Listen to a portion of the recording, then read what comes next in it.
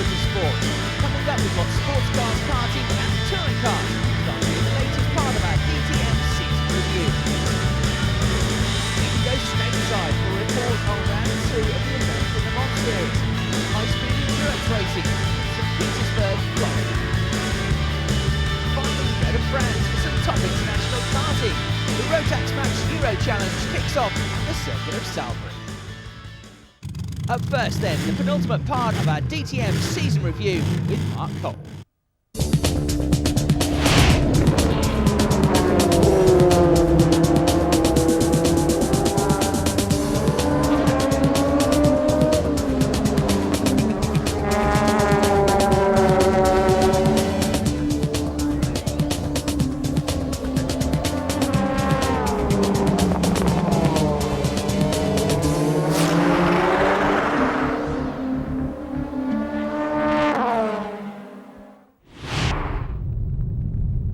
Hi, my name is Martin Tomczyk. You watching now DTM in Barcelona. Have fun.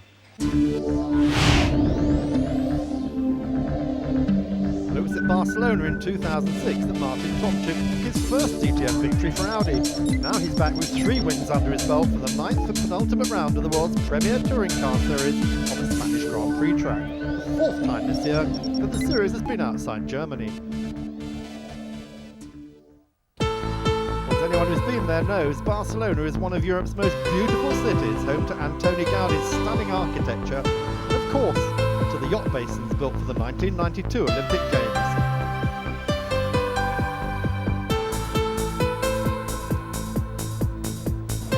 1.6 million inhabitants, it's Spain's second largest city and its biggest port. Founded by the Romans on the western shores of the Mediterranean, Barcelona today is one of Europe's cultural capitals. Focal point is La Rambla, the city centre promenade taken by thousands every evening among the bars and shops packed with local produce.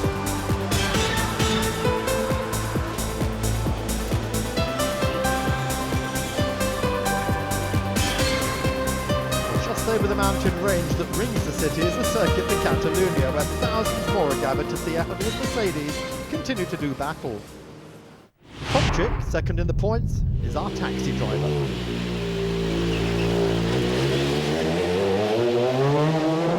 We are going on one lap in Circuit de Catalunya. Here we see the long straight. We are really fast here, up 6th gear, revving really high. Then we have a sharp right-hander, 2nd gear corner. It's good to overtake there at the end of the straight. Then a fast left-hander up the hill. Here the rear gets really nervous. Then it follows a fast right-hander, aero corner. You have to set up the car really good with high aero there. Long back straight up to 5th gear, full revving up. Then hard braking into the slowest left-hand corner on that circuit, 1st gear, shifting up into the small motordrome there. Here we have mid-fast aero corners, a right-hander, long one, really hard for the left tires. Shifting up a gear, and then the new part of the circuit, really slow here, really slippery down the hill. Then we have the chicane, 2nd gear, really Mickey Mouse chicane, and then accelerating up last corner into the long straight. And that was one lap with me, Martin Tomczyk, and keep your fingers crossed. Thanks.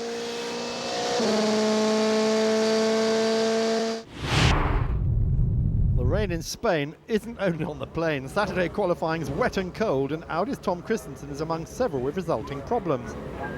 In his case, a drive shaft failure, which leaves him 11th on the grid. Teammate Matthias Ekstrom fares little better, the championship leader slithering around to a 10th place start after handling issues.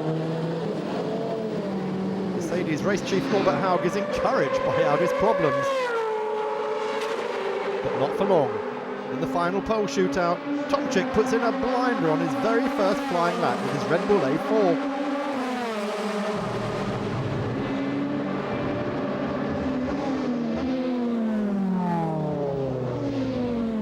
His Mercedes nemesis, Canadian Bruno Spengler, now goes for broke on the wet track. But he can't do it. 3rd in the points, the 2006 vice champion needs the win today to stay in contention for the title with just 2 races to run.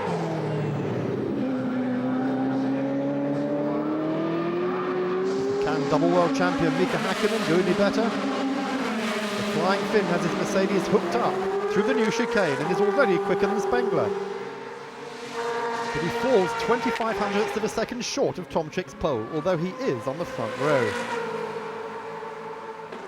Defending champion Bernd Schneider takes fourth behind Spengler to lock out the rest of the Audis. But Ingolstadt has pole, and that's what counts.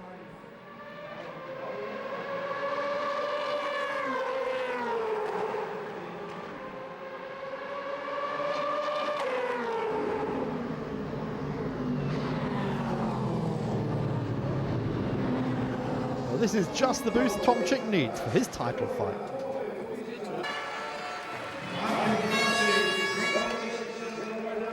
Especially in the last session, it was quite tight to drive. I mean, you have to choose the right tires, the right pressures. Fortunately, we could do it, and we could do the time right at the beginning of session 3, and that was the key for the pole position. Martin may be on pole, but he has 5 Mercedes right behind him. Britain's Jamie Green and Gary Paffett completing the top 6. He won't be getting any help from his Audi teammates. Whilst they're in Barcelona, Mercedes driver Matthias Lauda takes the chance to show Paffett around the city where he lives, visiting Gaudi's amazing cathedral, the 19th century La Sagrada Familia, with its 18 towers, for the 14 apostles, the 4 evangelists, and for Jesus and Mary. Gaudi started it in 1884 and it's still a work in progress, not due for completion until 2026. It is under threat from new metro tunnels being dug beneath this busy city. McLaren test driver Pedro de la Rosa is visited the paddock, the Spaniard still keeping his head down over his part in Ferrari's spying scandal.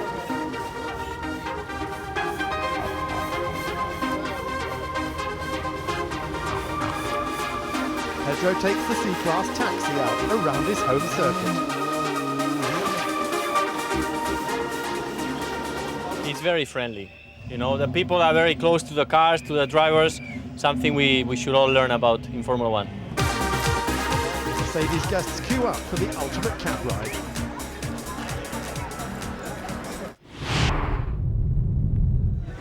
The race day sees clear skies with temperatures soaring to 27 degrees Celsius in front of 42,000 spectators for the DTM's annual visit to Iberia. Ahead of the races are 58 laps of the 2.9-kilometre short circuit, which is green after yesterday's rain, and drivers have had only this morning's warm-up to get used to the dry surface. So we don't know how you are feeling, but at the moment it looks very much like we have to add one change to the qualifying. The red lights are on, and when they're off, Tomczyk does the job and heads the hack and the pack into turn 1.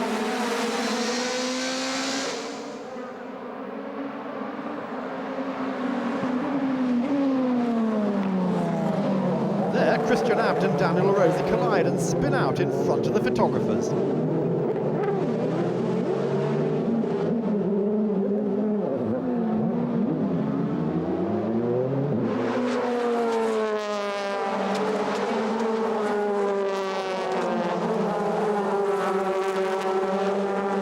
Kamsa, Christensen and Paffett collide and they're spinning too, somehow without hitting anyone else.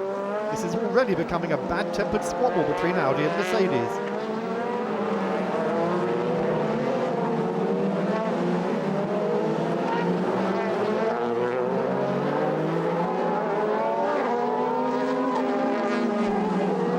Into the New Holland chicane, Tomczyk, Häkkinen, Spengler, Schneider, Green and then Alex Margaritis, Ekstrom, Timo Scheider and Paul de Resta.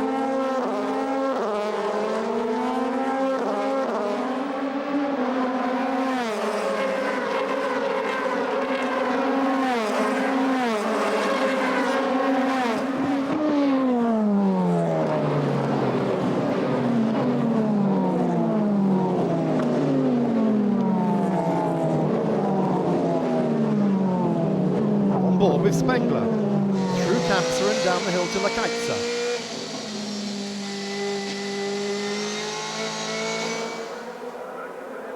As Sudi Stoddart takes herself off in the background.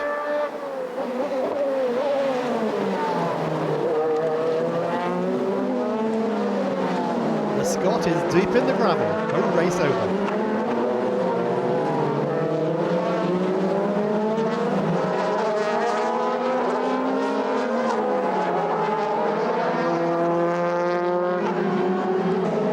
look at the start. Watch Paffett jump the start from row 3 as Poldman Tomczyk gains 10 metres over the rest.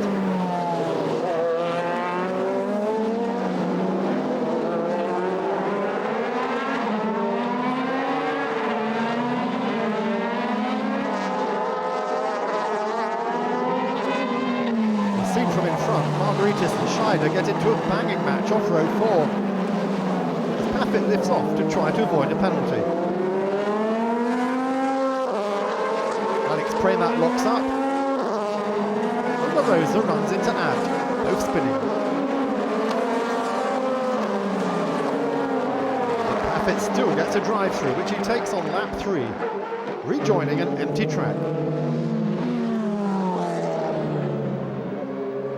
Still Audi from 4 Mercedes up front with Ekstrom now up to 6th as we go on board with Häkkinen.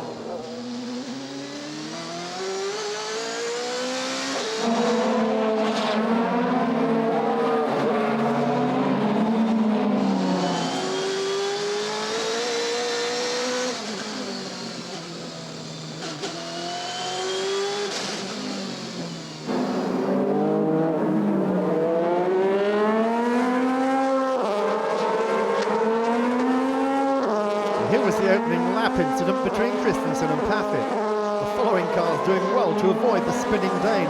Last time he did this at the Hockenheim opener, they didn't miss him. Susie's race ends a lap later at the same place.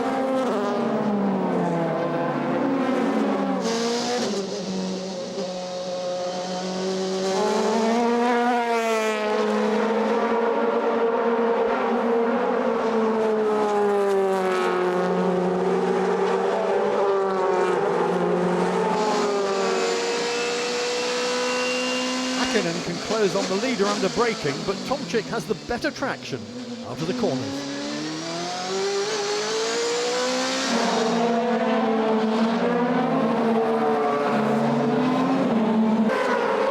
Lap 7 and Häkkinen is now putting Tomczyk under heavy pressure. Mika dives to the inside of turn 1, but he locks up and takes Martin off with him.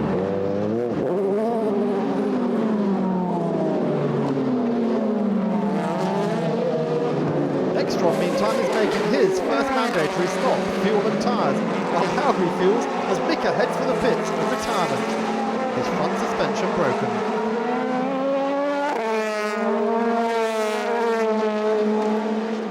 We'll take a short retirement too.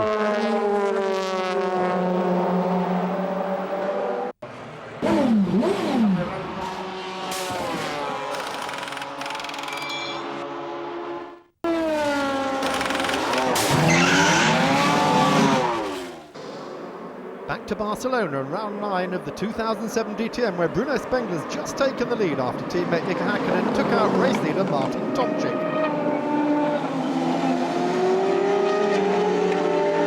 Spengler now leads Bernd Schneider, James Green and Alex Margaritis, and Mercedes 1, 2, 3, 4 after 8 laps.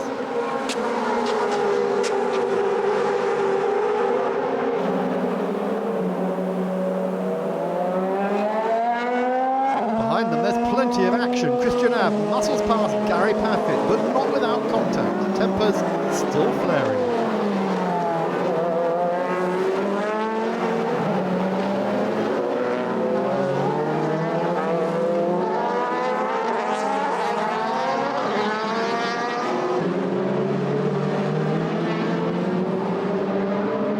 Tomczyk passes Lauda for 8th on his comeback drive, but Matthias is not giving up, forcing Martin onto the curbs.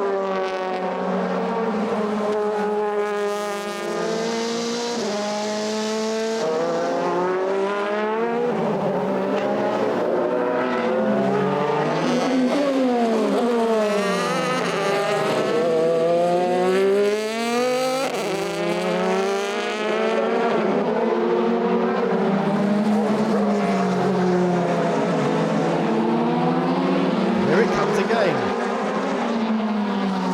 The pair colliding not once, but twice.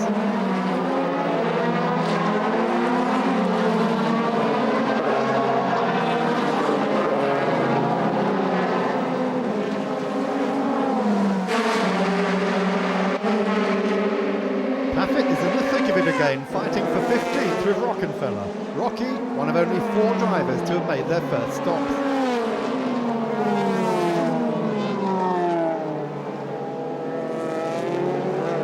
Howe looks suitably impressed, particularly as he still has 4 of his Mercedes out front.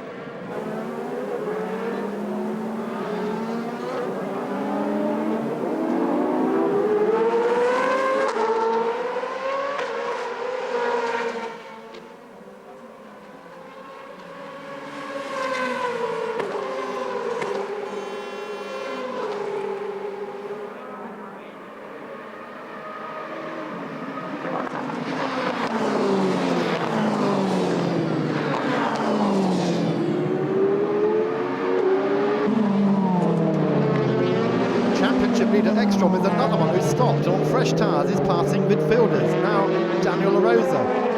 Matthias barges into the Mercedes and puts it on the grass. LaRosa has no braking and rams the Red Bull Audi, taking both out. Hans-Jürgen Abd on the Audi pit wall is furious. Both cars are out of the race and Abd is still raving.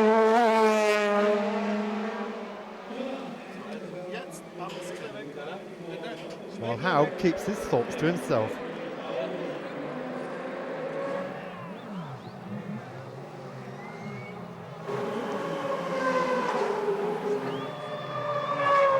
Well, here it comes again. Ekstrom comes at Rosa from way back, banging into the Mercedes and pushing it wide at the exit. Once there, Daniel is a passenger.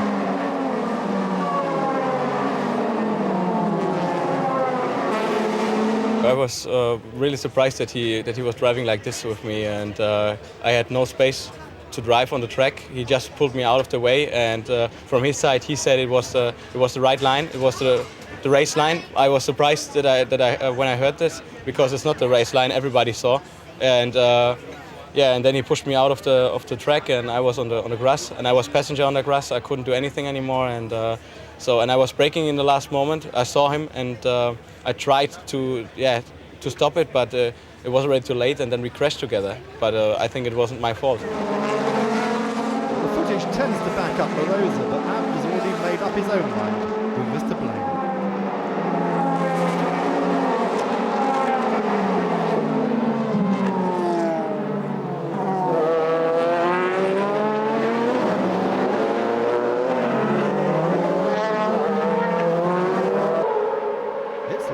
Before Schneider makes his first lap in second place. It's not as quick as the clock suggests, more like 4.5 seconds. As Bert rejoins, Timo Schneider comes in.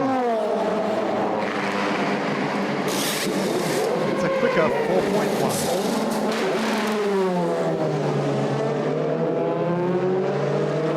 Down to turn 1. Schneider locks up and misses his turn-in. His brakes have failed, and he's heading for retirement.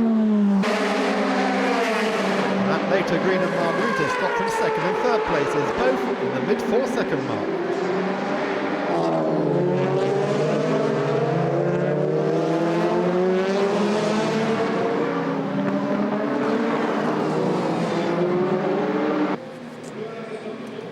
Schneider stops at the end of the pit lane before retiring to let leader Spengler make his first stop.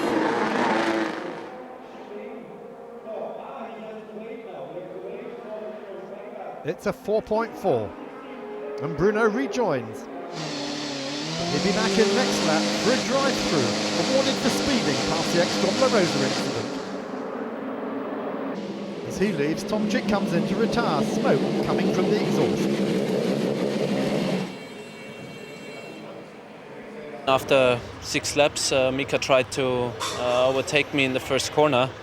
He really tried. He only tried, but he was much too fast. I don't know what he was aiming for or planning for, but for me, he's 2 times world championship in Formula 1, and to miss the braking point like he did, it's unbelievable late. And for me, it was, not racing style. I don't know what was going on in his mind there.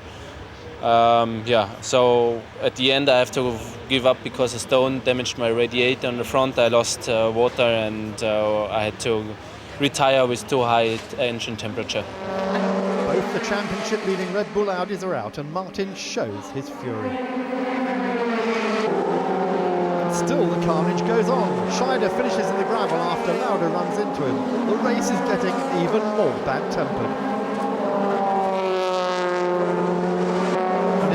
End there. After everyone's made their second stops, the order is now Jamie Green, Paul di Resta, Mike Rockenfeller and Bruno Spengler. With 12 laps to go, Spengler's bidding for the final podium place to make it a Mercedes 1, 2, 3. He passes Rocky and then bangs into the Audi driver, sending him off the road. And Audi Central Command was furious before, it's now incandescent with rage.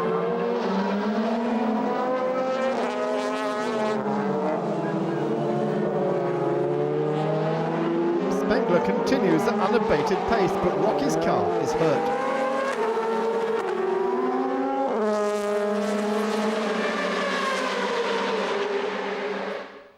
Here it is again, Spengler making no attempt to slow, and he uses the Audi as a brake.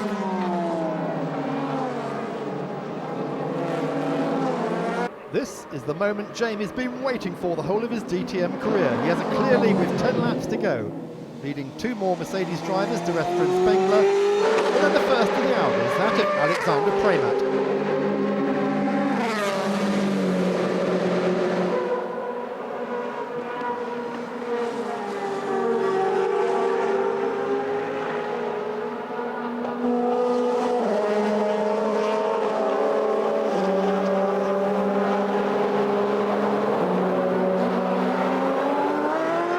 But what's this? Premat retires into the pits. Followed by Abt, Rockenfeller and Luhr. Audi is staging a mass protest against the Mercedes drivers' tactics, applauded by Scheider, now with Ekstrom and Tomczyk.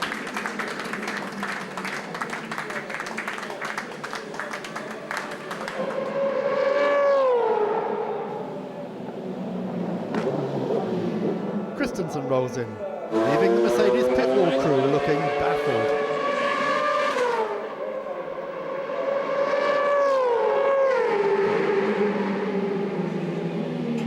Mercedes Hans-Jürgen Matthijs and Norbert Haug are left without any competition, and the race is effectively over.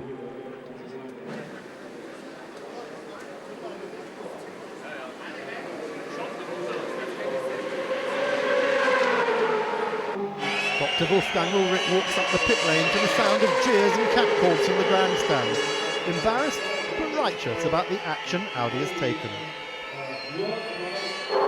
Just at that moment, di Resta lets Spengler through into second to give the Canadian a shot at the championship in the final race.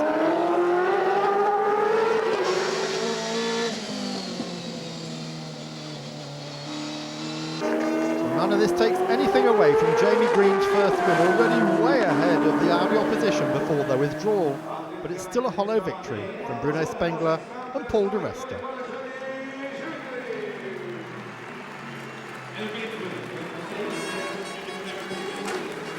We hear more from Ulrich and Haug.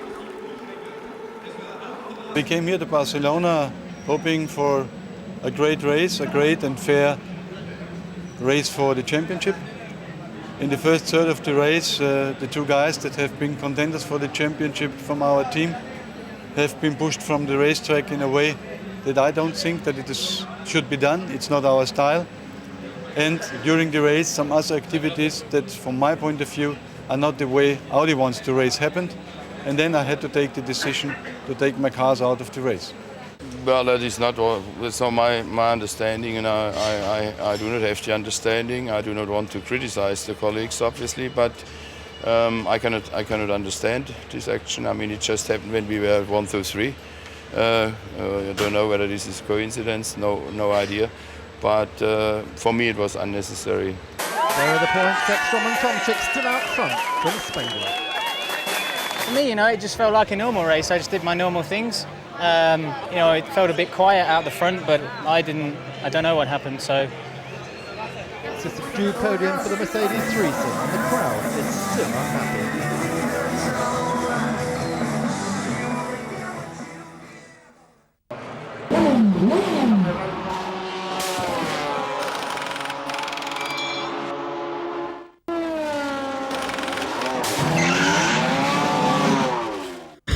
Welcome back as our next report takes us to Florida. Mark Cole reports on round 2 of the American Le Mans Series. After the bumps and bruises of Sebring, the American Le Mans Series stays in Florida for round 2 at the Gulf Coast city of St. Petersburg, on a street track which also uses the local airport. Porsche comes here on top of the world after taking a 1-2 overall with its LMP2 Penske and Dyson teams, having beaten the LMP1 Audi and Peugeot diesels in the 12 hours. Prior to 2007, it was unheard of for smaller class cars to take outright wins, but now in the AMLS it's become the norm.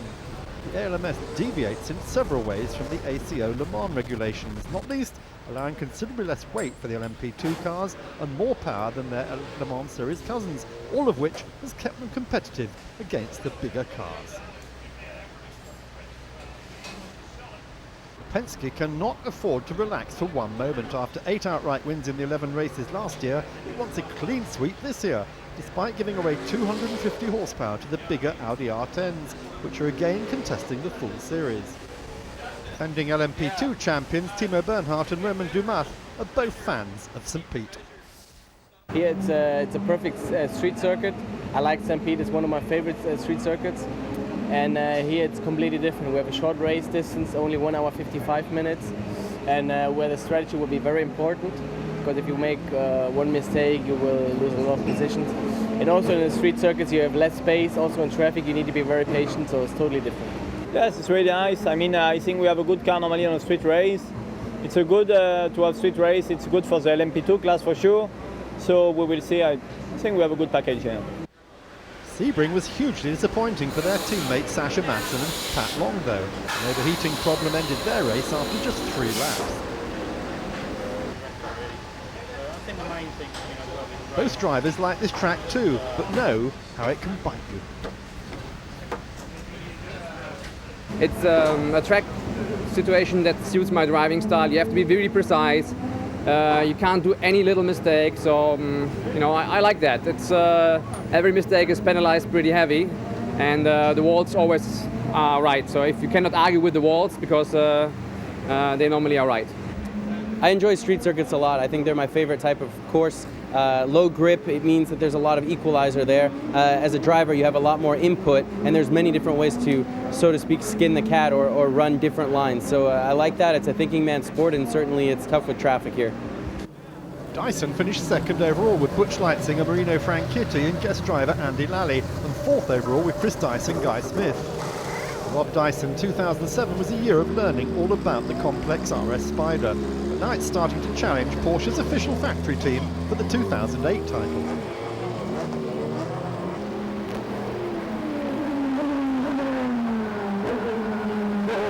Porsche remains the class of the P2 field. Its 3.4 litre V8 punching out 470 horsepower, similar to the Honda-powered Acura opposition, but Acura has yet to repeat its 2007 Sebring success. Andretti Green's Dario Franchitti, Brian Herter and Tony Kanaan beat Penske.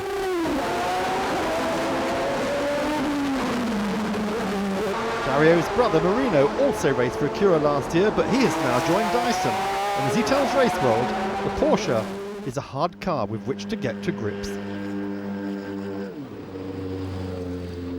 Dyson last year, they came here not only to a new track, completely to them, but with a brand new car. So another year down the line, I think we're much more in tune with what the car needs around here. And indeed, Porsche is looking at the outright pole on this 1.8-mile track until disaster strikes Dumas, whose Penske Porsche is taken out by a spinning Corvette in final practice.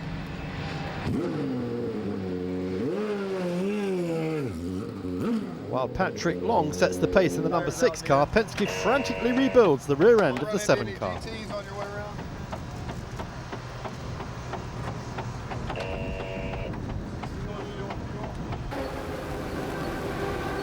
Get Dumas into qualifying with minutes to spare, and the Frenchman, who with Bernhardt won Sebring just 2 weeks ago, makes fastest lap in P2. but misses out on the outright pole to the Audi of Lucas Luhr and Marco Werner.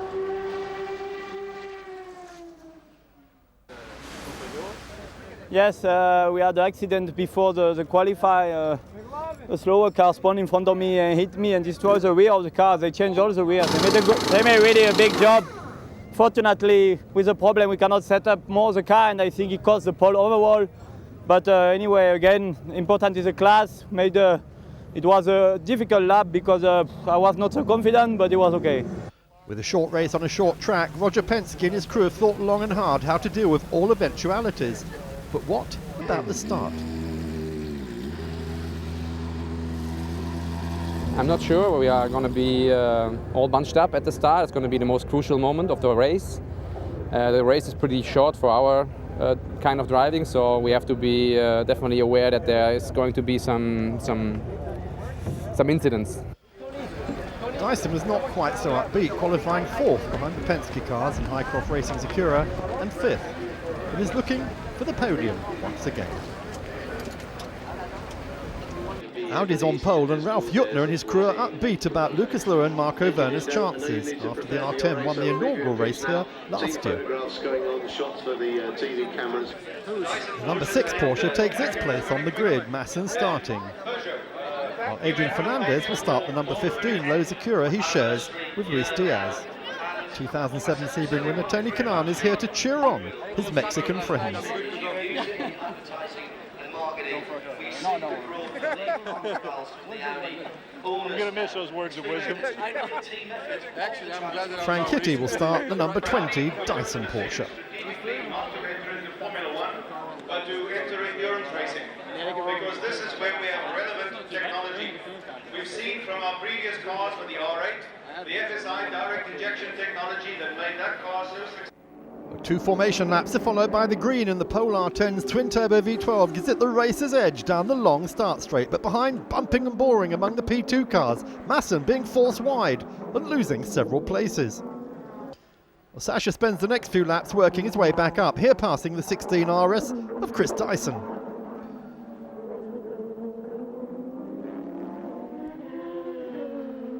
But disaster for Dyson's sister car when Butch Leitzinger has a similar accident to Dumas's practice shunt. After contact with Long's Penske Porsche, he's hit by Jörg Bergmeister's Flying Lizards Porsche.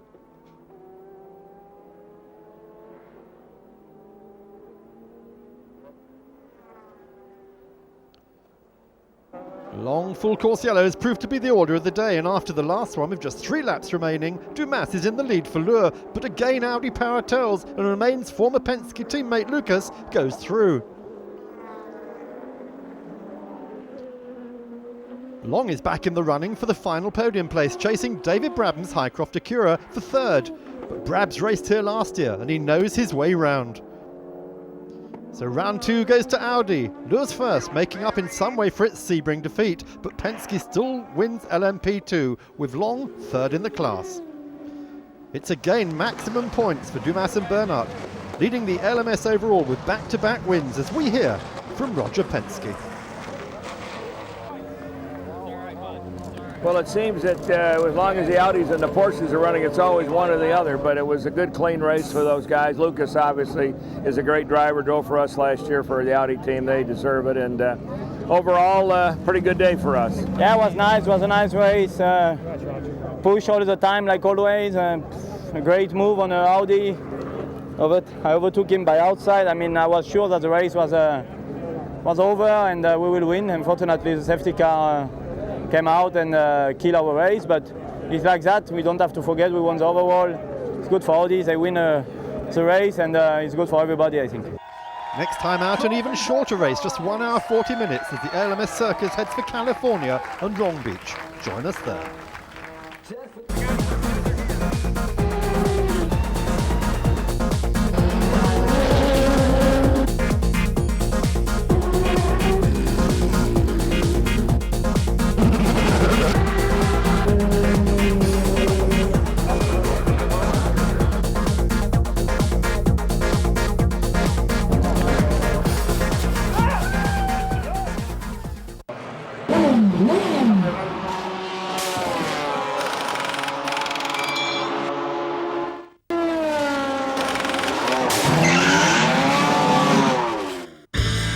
welcome back as we wrap up this week's show with some international karting. The Rotax Max Euro Challenge gets underway with Mark Cole.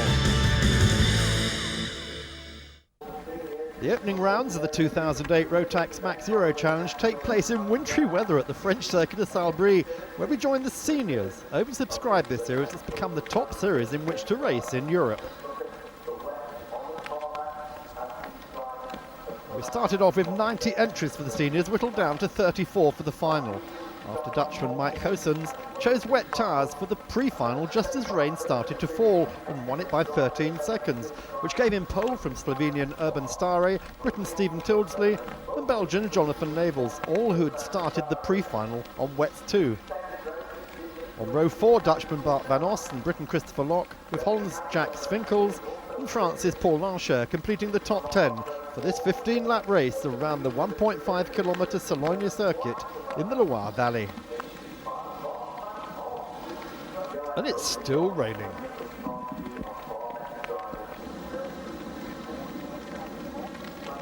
The two-time seniors vice-champion Goossens leads the field round, richening their 125cc Rotax engines for the start.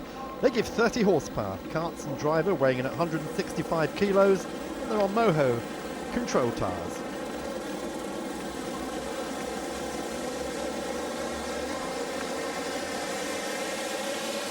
They get the start and Goossens goes straight into the lead from Tildesley. Stare edged out into turn 1 by him and Tinknell.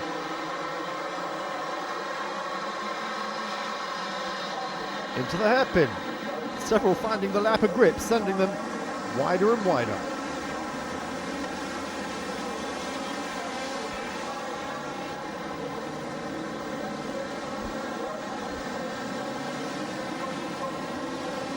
Goossens, Tildesley, who won the Euro final in Genk last year, then Tinknell, Stare and Briton Ben Camish, who's made a blinding start from row 6 to snatch 5th place from Locke, who's now moved up into 6th.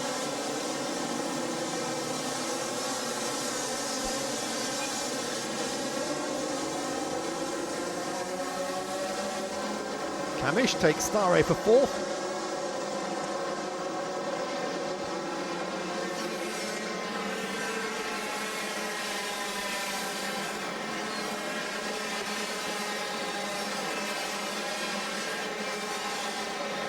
Then Tinknell for 3rd. Taking series newcomer Locke through with him as Harry bounces over the rough stuff. Stare has gone from the front row to 6th as he struggles in the wet.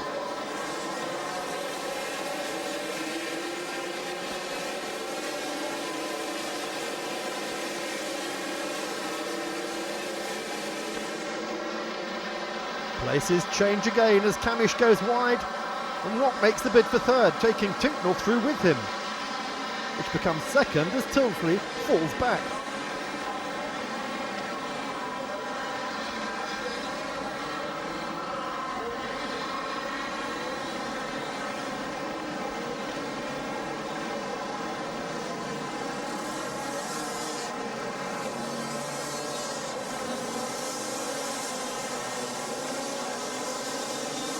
.292 is Dutchman Bart van Os, who also passes Camish, who's been pushed back to 8th, but now comes back again.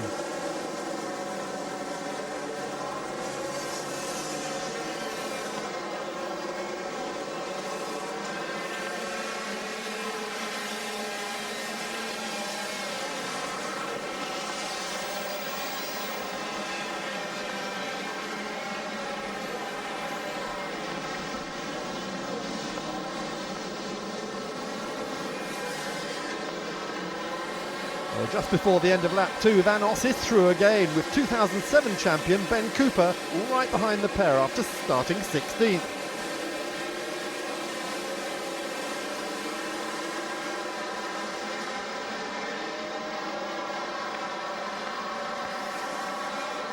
Cooper in the 201 CRG is now right with them, waiting for either Van Os or Camish to make a mistake.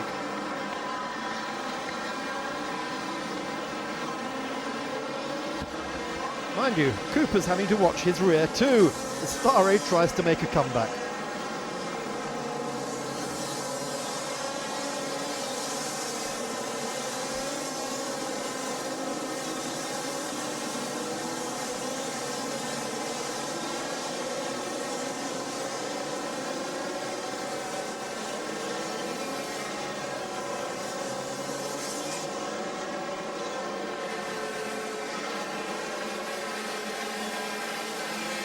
Now Tildesley's fighting back. Gillard's man in black up to third again behind Locke. Tinknell wants third though. And ran Stephen in the hairpin.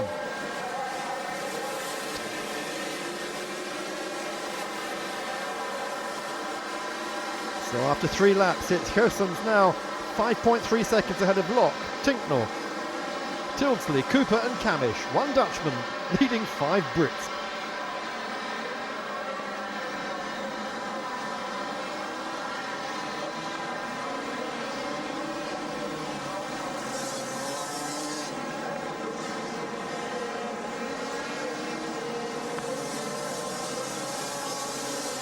A mistake for Ireland's Martin Pearce. Having worked his way up to 10th, he drops 4 places with this off.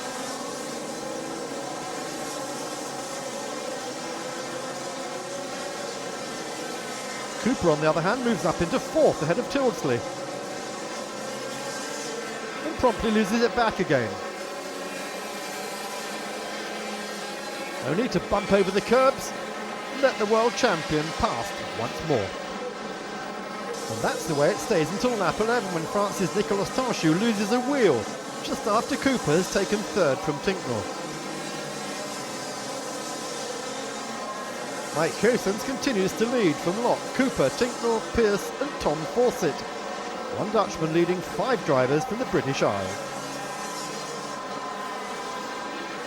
Sweden's Jasper Rosler falls victim to turn 3, bouncing over the dirt. This is France's Romain Rapicot making a bid for 20th place. He takes it from Estonian Mario Wendler, who takes it back, only to lose it again.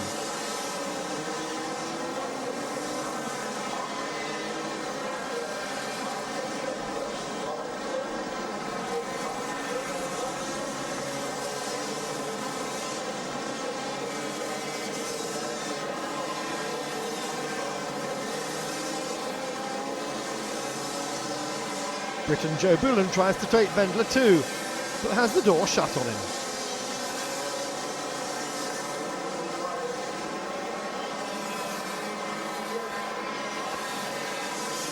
Goossens has now extended his lead to 5 seconds.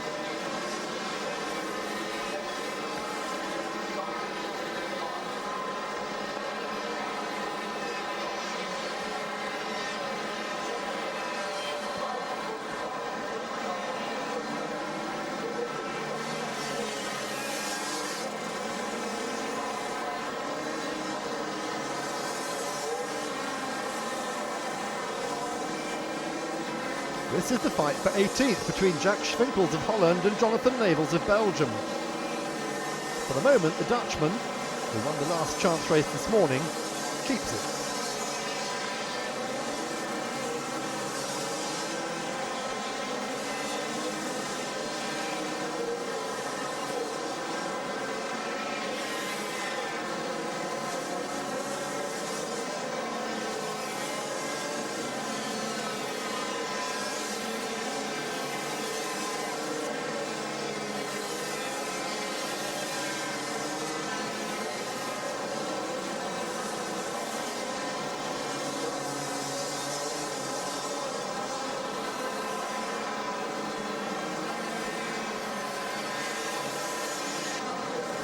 Into the last 2 laps.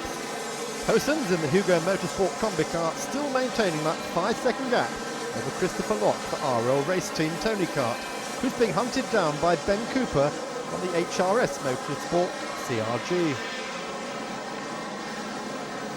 Locke is making his Rotax Euro debut after racing in the World Final in the UAE last November, where he and fellow Briton Tiffany Chittenden managed to collide on the opening lap.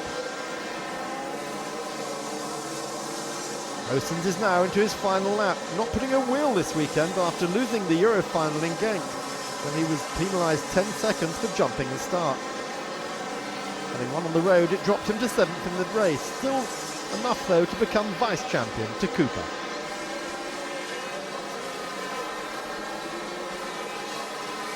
Mike bounces over the curbs, not backing off at all, although he has a few hundred metres to go. A well-waterproof lock comes through in second place. RL race team is run by his father Richard and his uncle David, who owns a cafe in Lowestoft and races in British supercars.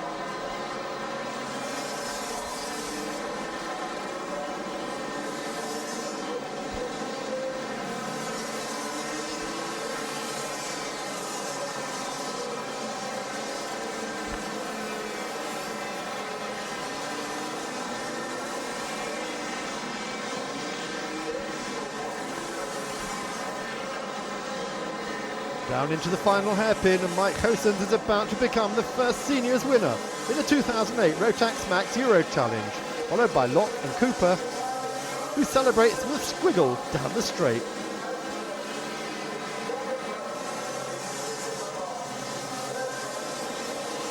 Harry Tinknell takes fourth, and Martin Pierce comes back from his earlier off to claim fifth, just ahead of Tom Fawcett.